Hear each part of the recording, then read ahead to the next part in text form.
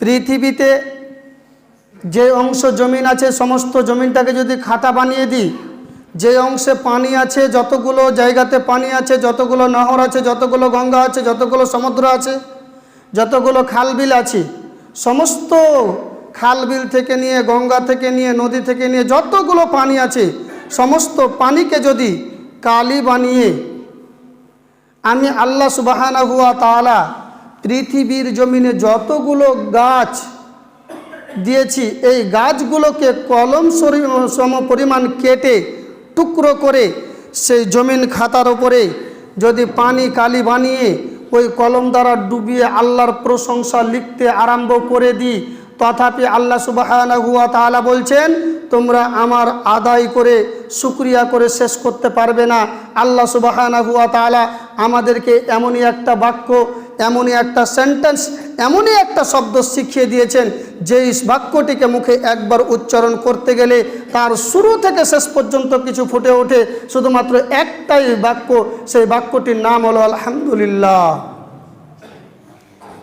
এই আলহামদুলিল্লাহ দিয়ে আল্লাহর প্রশংসা করা যায়। বিশ্বনবী জনাবে মুহাম্মদুর রাসূলুল্লাহ সাল্লাল্লাহু আলাইহি ওয়াসাল্লাম এক দিবসে রাতের কোনো অংশে কিংবা রাবির সন্দেহ দিনের দুপুরের টাইমে, যেই টাইমে মানুষের ওপরে রৌদ্র পড়ে, রৌদ্রের তাপ বরদাস্ত করতে পারে না, এরকম একটা প্রস্তুতিতে যে মানুষগুলো বাড়ি থেকে রৌদ্রের তাপে ভয়ে বের হয় না, সেই সময়ে সেই উপস্থিতিতে জনাবে মুহাম্মদুর রাসূলুল্লাহ সাল্লাল্লাহু আলাইহি ওয়াসাল্লাম বাড়ি থেকে বেরিয়ে গেলেন। বাড়ি থেকে বেরিয়ে যাওয়ার পর বাইরে এসে কিছুক্ষণ পরে দেখছেন যে হযরত আবু বকর সিদ্দিক রাদিয়াল্লাহু তাআলা আনহু, তিনাকে জিজ্ঞাসা করা হলো, আবু বকর তোমাকে কোন জিনিস বাড়ি থেকে টেনে এনেছে? আবু বকর রাদিয়াল্লাহু তাআলা আনহু বললেন, হে আল্লাহর পাকের রাসূল, আমাকে ক্ষুধার জ্বালা বাড়ি থেকে বের করে এনেছি। এইবার বিশ্বনবী জনাবে মুহাম্মদুর রাসূলুল্লাহ সাল্লাল্লাহু আলাইহি ওয়াসাল্লাম তিনি বললেন, আবু বকর তুমি যেই জন্য বাড়ি থেকে বের হয়ে এসেছো, যেই জিনিসে তোমাকে বাড়ি থেকে বের করেছে আমি জনাবে মুহাম্মদুর রাসূলুল্লাহ সাল্লাল্লাহু আলাইহি ওয়াসাল্লাম সেই জিনিস আমাকেও বাড়ি থেকে বের করেছে। এইবার পথিমধ্যে চলতে চলতে হযরত উমর ফারুক রাদিয়াল্লাহু তাআলা আনহু তিনিও বাইরে সেই সময়ে। বিশ্বনবী জিজ্ঞাসা করলেন, উমর তুমি কেন বাইরে এই সময়? এইবার উমরও একই কথা বললেন। বলার পর এইবার বিশ্বনবী বলছেন, আচ্ছা ঠিক আছে তোমরা উঠো চলো। দুইজনের হাত দুখানা ধরে নিয়ে বিশ্বনবী চলতে আরম্ভ করলেন। যেতে যেতে যেতে যেতে একজন আনসারের বাড়িতে গিয়ে সালাম দিচ্ছেন, জবাব ভেসে আসলো না। আল্লাহ পাকের নবী ফিরে চলে আসছেন। এইবার পথিমধ্যে আল্লাহ পাকের রাসূল হাঁটা দিতে আরম্ভ করেছেন, চলতে আরম্ভ করেছেন। পিছন দিক থেকে তার স্ত্রী ডাক দিয়ে বলছেন, ইয়া রাসূলুল্লাহ আমরা বাড়িতে আছি, আমরা বাড়ির মধ্যেই রয়েছি। তখন বিশ্বনবী জনাবে মুহাম্মদ রাসূলুল্লাহ সাল্লাল্লাহু আলাইহি ওয়াসাল্লাম তিনি বলে উঠলেন যে আমি তোমাদের সালাম দিলাম যে আল্লাহর একটি নাম হচ্ছে সালাম, যার একটি সিফাতি গুণ হচ্ছে সালাম, যেটা দিয়ে আমি তোমাদের কাছ থেকে অনুমতি চাইছিলাম, সেই অনুমতি তোমরা কেন গ্রহণ করলে না? সালামের জবাব কেন দিলে না?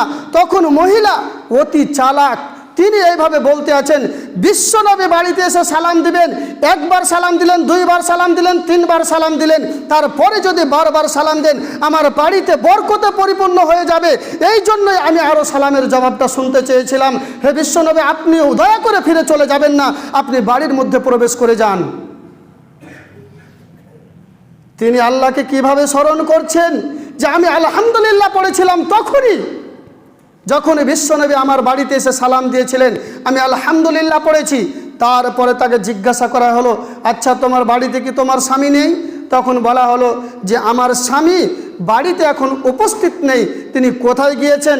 খোঁজ নেওয়া হলে তিনি এইভাবে বললেন যে আল্লাহ পাকের নবী আমাদের জন্য বাড়ি থেকে বেরিয়েছেন মিঠা পানি আনার জন্য। যেই পানিটা আমরা খাই, এখন আমাদের কাছে কল আছে, টিউবওয়েল আছে, যে কোনো জিনিস আমাদের বাড়িতে আছে, তারপরেও টিউবওয়েলের পানি, মার্শালের পানি, এইগুলোকে বাদ দিয়ে, এইগুলোকে উপেক্ষা করে আমরা বাইরের থেকে পানি নিয়ে আসি, সেই পানিটাকে জারের পানি নিয়ে এসে সেই পানিটাকে পান করি। এই ধরনের পানি আবু আইয়ুব আনসারী তার সে বাইরের থেকে নিয়ে আসতে গিয়েছেন। এইবার আবু আইয়ুব আনসারী বাড়ি ফিরে আসছেন। বাড়ি ফিরে আসার পরে তার হাতে যে মশক রয়েছে, পানির যে একটা বর্তন তার কাছে রয়েছে, তিনি কি করবেন সে বর্তনটা আর ভেবে পাচ্ছেন না। এই বর্তনটাকে তার কাঁধ থেকে নামিয়ে আলহামদুলিল্লাহ বলে চিৎকার দিলেন। আলহামদুলিল্লাহ বলে চিৎকার দিচ্ছেন এইভাবে যে আমার মতো একজন সাহাবীর বাড়িতে মহামানব জনাবে মুহাম্মদুর রাসূলুল্লাহ সাল্লাল্লাহু আলাইহি ওয়াসাল্লাম আমার বাড়িতে এসেছে। আমি এমন একজন সৌভাগ্যবান ব্যক্তি যে একজন বিশ্ব নবীকে আমার বাড়িতে পেয়েছি। আমি প্রশংসা কি দিয়ে করি, খোঁজে পাই না। তিনি এইভাবে বাক্য উচ্চারণ করে বললেন, আলহামদুলিল্লাহ, আমার বাড়িতে আজকে বিশ্ব নবী জনাবে মুহাম্মদুর রাসূলুল্লাহ সাল্লাল্লাহু আলাইহি ওয়াসাল্লামের পদচিহ্ন পড়েছে। আল্লাহর প্রশংসা কি জিনিস আপনাকে কি দিয়ে আমি বোঝাবো? আল্লাহর প্রশংসাটা কি, কিভাবে আল্লাহর প্রশংসা আমরা করব? আল্লাহর প্রশংসার শেষ হবে না যদি আপনাকে আমি বলতে যাই। বিশ্বনবী এইবার তার বাড়িতে বসলেন।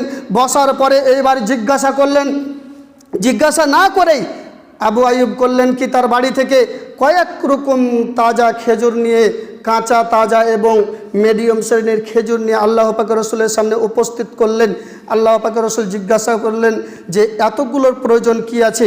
তখন উনি জবাবে এভাবে বললেন যে আপনার মন যেটা চাই সেটাই খাবেন, আমি আপনার জন্য এই অপেক্ষাতে থাকবো না। আপনি কোনটা পছন্দ করেন? আপনি কোনটা পছন্দ করেন? বিশ্বনবী মুখটা নাড়া দিয়ে বললেন আলহামদুলিল্লাহ।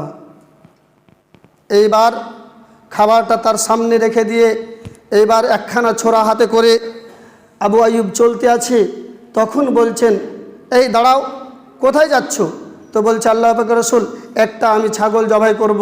তখন বিশ্বনবী বললেন, ঠিক আছে, তুমি ছাগল জবাই করবে, কিন্তু যে এমন ছাগল জবাই করবে না যেইগুলোতে দুধ দেওয়ার কারণে বাচ্চাগুলোর ক্ষতি চলে আসে, তোমার পারিবারিক কোনো ক্ষতি আসে, এরকম ধরনের ছাগল তুমি জবাই করবে না। এইবার তিনি চললেন ছোরা নিয়ে, একটা বকরি জবাই করলেন। জবাই করে দেওয়ার পরে আল্লাহ পাকের রসুলের সামনে খেজুর এবং মাংস উপস্থিত করে এইবার আল্লাহ পাকের রসুলকে বললেন খান। এইবার আবু বকর সহ ওমর, আল্লাহ পাকের রসুল তিনজনই খাওয়া দাওয়া করলেন। খাওয়া দাওয়ার পরে প্রশংসা হলো কার? তিনি এইভাবে বলছেন, আলহামদুলিল্লাহ, আজকে আমরা পেট পুরে আশুদা হয়ে নিজের শরীরটাকে তৃপ্তি দিলাম, শান্তি পেলাম। এইবার বিশ্বনবী জনাবে মুহাম্মদ রাসূলুল্লাহ সাল্লাল্লাহু আলাইহি ওয়াসাল্লাম আল্লাহর প্রশংসা করার পর আবু বকর এবং ওমরকে লক্ষ্য করে বলছেন, হে আবু বকর, ওমর, তোমরা যে আজকে বাড়ি থেকে বেরিয়েছিলে ক্ষুধার্ত অবস্থায়, এর জন্য তোমরা প্রশংসা কার করেছিলে? তো বলে আল্লাহর। তোমরা কেন আল্লাহর প্রশংসা করলে? তোমরা তো ছিলে ক্ষুধার্ত, কি কারণে তোমরা আল্লাহর প্রশংসা করবে? তো বললেন, আমরা এই জন্যই আল্লাহর প্রশংসা করলাম যে ভুকে থেকে এবং খেয়ে আশুদা থেকে যদি মাত্র কিছু করা যায়, তবে আল্লাহ সুবহানাহু ওয়া তাআলার গুণগান ব্যতীত কিচ্ছু করা যায় না। হে আল্লাহ পাকের নবী, আমরা এই জন্যই আল্লাহর প্রশংসা করেছিলাম। তখন আল্লাহ পাকের নবী জনাবে মুহাম্মদ রাসূলুল্লাহ সাল্লাল্লাহু আলাইহি ওয়াসাল্লাম এইভাবে বললেন, কাল কিয়ামতের কোর্টে তোমাদেরকে এই নিয়ামত সম্পর্কে জিজ্ঞাসাবাদ করা হবে। তোমরা বাড়ি থেকে বেরিয়েছিলে খালি পেটে, এখন যাচ্ছ ভরা পেটে, এর জন্য তোমাদেরকে জিজ্ঞাসা করা হবে। তোমরা শুকরিয়া আদায় করবে কার? তো বলে আল্লাহ সুবহানাহু ওয়া তাআলার। সম্মানিত উপস্থিতি, আমরা একটা হাদিস শুনি ভরি, কিন্তু আমলের দিক কতটুকু কি? আমলের দিক আমাদের খুব একটা নেই। যেই পরিমাণ আমরা হাদিসটাকে শুনেছি সেই পরিমাণ আমল করতে পারিনি।